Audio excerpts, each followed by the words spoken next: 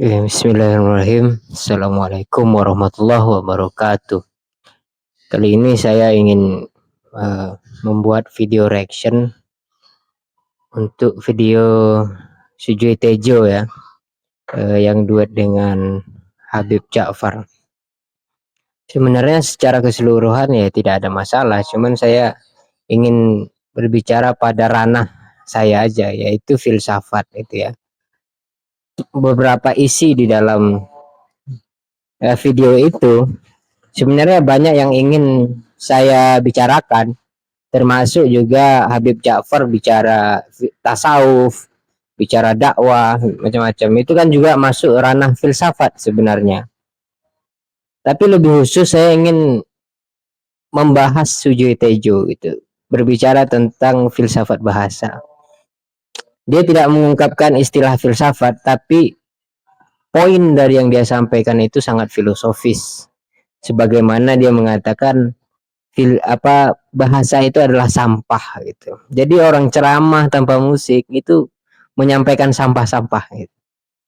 Bahasa yang sebenarnya adalah musik menurut Sujoy Tejo. Nah, ini kita dengar dulu bagaimana Sujoy Tejo di dalam ceramahnya atau obrolannya di video. Oke. Berikut ini. Terus kritik saya terhadap Habib tapi gitu. Ini ceramah itu ngomong dong kalau musik ini. Aku selalu bilang kata-kata itu sampah. Kenapa? Karena kata-kata itu selalu terlibat. Coba nanti, kenapa kata Tuhan Maha Kuasa? Kalau begitu sebenarnya Tuhan bisa menciptakan Tuhan yang Maha Kuasa. Terlibat kan? Tuhan abadi. Kalau begitu ada awal dan akhirnya. Berarti nggak mungkin dong dia Tuhan nggak ada awalnya loh. Gitu. Terus nanti ada itu kalau ada awal sama akhir namanya kholidin. Kalau itu abadan. Oke lah, tapi debat terus. Berdebat. Seluruh kata-kata kalau ditelusuri jadi paradoks. Itu kenapa saya bilang sampah. Kita kebanyakan kalau mendengar kitab suci dibacakan, konsentrasi kita di arti. Aku bilang arti itu nanti tergantung madhab, tergantung tafsir. Kita dijajah lagi oleh pembuat madhab. Bener nggak sih? Nah, ini ya, poinnya sudah dapat bahwa Sujoy Tejo mengatakan kata-kata itu sampah gitu. Jadi kalau ada orang yang ngaji tanpa musik, itu kita fokusnya itu pada pemaknaan atau arti atau tafsiran terhadap kitab atau teks gitu ya, terhadap teks. Nah, pertama sebelum saya tidak mengkritik tapi ingin berbicara perkembangan filsafat bahasa saja gitu. Dan sah-sah saja kita menggunakan teori lampau yang mendukung cara pandang kita, terserah gitu. Namun di sini kita ingin memperluas loh. Pertama saya ingin melihat epistemologinya dulu ya. Ketika Sujoy Tejo mengatakan kata-kata itu adalah sampah, saya kembali kepada pemahaman Nietzsche ya. Sebagaimana Nietzsche mengatakan kata-kata itu adalah topeng. Kenapa disebut topeng? Karena kata-kata itu melekat pada suatu makna atau kepada suatu benda gitu. Atau kata-kata itu memiliki alamat gitu. Atau seperti kaum strukturalis mengatakan bahwa bahasa itu adalah sistem tertutup yang dia memiliki unsur keterkaitan dengan yang lain. Artinya bahasa itu tidak berdiri sendiri, ada alamat untuk kembali gitu. Sehingga tentu saja kontradiktif. Setiap bahasa itu kalau kita telusuri itu kontradiktif gitu. Dia memiliki lawan kata, dia juga memiliki mungkin ambiguitasnya masing-masing setiap kalimat atau kata. Nah ini sah-sah saja ya, tapi epistemologinya kalau kita lihat cara penyampaian Sujoyo Tejo itu sangat Nietzschean sekali gitu. Dia ingin menolak penafsiran terhadap kata. Kenapa ditolak? Karena tafsiran itu berkembang, itu satu. Kedua, tafsiran itu mengikat pada kepercayaan atau keyakinan. Sebagaimana juga pola di Nietzsche itu seperti itu.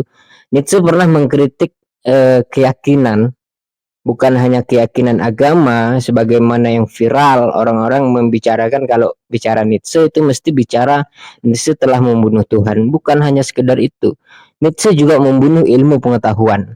Karena di dalam ilmu pengetahuan memiliki keyakinan, ada harapan ke depan, memiliki hitungan eskatologi, berbicara masa depan dan sebagainya. Makanya ilmu pengetahuan berkembang karena dituntun oleh keyakinan. Tapi Nietzsche ingin menghancurkan keyakinan itu. Akhirnya apa? Dia hancurkan kedua-duanya. Agama memiliki keyakinan dan eh, ilmu pengetahuan juga memiliki keyakinan. Dia hancurkan. Bagaimana cara menghancurkannya? Nietzsche berkata begini, ketika saya keluar dari rumah dan ketika seseorang keluar dari rumah dan dia masih tergantung terhadap keyakinannya bahwa suatu hari dia akan, atau ketika dia keluar dia akan dituntun oleh sesuatu atau kekuatan yang lebih kuat dari dirinya, maka sesungguhnya dia belum menjadi manusia. Nah, di situ korelasinya bagaimana dia menghancurkan keyakinan pada setiap orang. Setiap orang itu harus menjadi manusia yang sesungguhnya. Nah, ini saya rasa bukan hanya liberal ya, tapi radikal cara berpikir seperti ini. Akhirnya kita tidak mau membuka percakapan antar satu dengan yang lain. Karena setiap pemaknaan itu hanyalah sampah gitu. Kata-kata juga sampah. Pada akhirnya apa? Kita asik masing-masing di dalam dunia musik yang memiliki pemaknaan dan alurnya sendiri-sendiri. Nah ini justru semakin ambigu, sebagaimana juga Nietzsche pada akhir ayatnya gitu, ambigu gitu ya. Ambigu dalam arti apa? Tidak memiliki ujung dari pemikirannya. Dia berkata bahwa kita harus melepaskan diri dari orang-orang terdahulu. Sementara orang-orang setelah Nietzsche banyak yang mengikuti pemikirannya. Bukankah isi dari pemikiran Nietzsche itu menolak untuk mengikuti orang-orang terdahulu, tapi kenapa orang kemudian mengikuti pemikirannya? Itu artinya paradok kan gitu ya. Kita lanjut ya. Bagaimana penjelasan Sujoyo Tejo itu. Sebelum saya nanti berbicara bahwa bahasa itu sebenarnya hari ini berkembang gitu ya. Itu tadi saya berbicara epistemologi pemikiran. Saya menebak saja sebenarnya. Saya yakin sekali bahwa Sujoyo Tejo itu sebenarnya sangat Nietzschean atau mengikuti pola atau cara berpikir Nietzsche gitu ya. Meruntuhkan setiap kata dan kata itu hanyalah sampah. Kalau Nietzsche mengatakan kata-kata itu adalah topeng-topeng gitu. Kita lanjut. Madhab Syafi'i, Hambali, Roti. Katamu sendiri apa? Tapi begitu orang lupa bahwa seluruh kitab suci, mulai dari Hindu, Buddha, dan lain sebagainya, Taurat itu semuanya dilakukan. Termasuk di gereja ya, dilakukan. Semua dilakukan. Dugaan saya, karena Tuhan lebih percaya bahwa lagu itu yang akan nyampe ke hati setiap manusia tanpa tafsir-tafsir. Nah ini lebih keliru ya, keliru. Paul Ricoeur dia sudah berbicara bahwa strukturalis itu gagal paham tentang kata yang sebagai sistem sistem yang tersembunyi, yaitu sistem apa namanya ya, Dia sebagai topeng, dia sudah mengkritik itu sebenarnya, Paul Ricoeur mengkritik itu gitu. Tapi hari ini digunakan oleh Sujoyo Tejo gitu. Tafsiran itu apa sih sebenarnya yang dimaksud dengan tafsiran? Sebenarnya pemikiran Sujoyo Tejo itu sendiri keliru gitu, paradok gitu. Kalau kita mendengar orang mengaji tanpa nada, tanpa musik, apakah kita hanya akan terfokus pada tafsiran? Kata Sujoyo Tejo katanya begitu. Untuk memahami dan masuk atau berkontemplasi terhadap kata-kata atau teks itu adalah memahami maknanya gitu. Sementara musik, ketika kita mendengar musik, apakah kita tidak menafsirkan itu? Apakah setiap orang ketika mendengar satu musik memiliki pemahaman yang sama? Saya rasa juga tidak gitu. Setiap orang memiliki struktur diskursif, itu yang disebut oleh Foucault, bahwa ada literatur di dalam diri manusia. Literatur manusia itu hidup dengan literatur. Nah, ini yang kadang sesat berpikir kalau kita tidak membaca dengan detail satu pemahaman. Jadi akhirnya ini saya bukan mendahului Sujoyo Tejo sebagai budayawan. Saya akui dia budayawan yang luar biasa.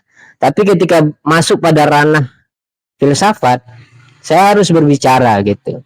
Jadi pemikiran Sujoyo Tejo itu keliru gitu, keliru mengatakan antara kata-kata dan musik itu memiliki perbedaan dalam perbedaan reaksi seseorang.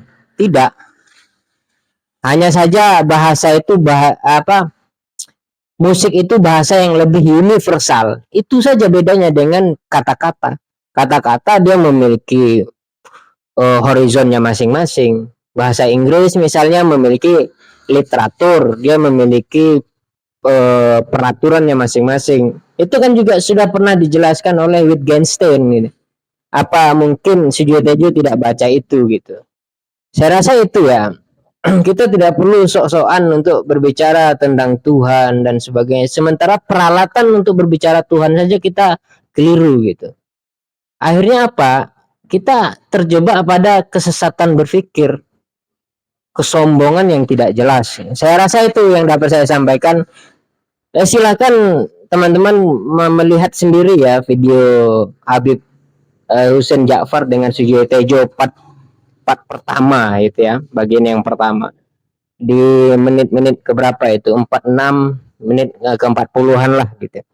Coba simak sendiri dan saya hanya mengambil bagian saya saja bahwa filsafat bahasa itu terus berkembang sampai hari ini. Kita tidak boleh mengkerdilkan satu pemaknaan.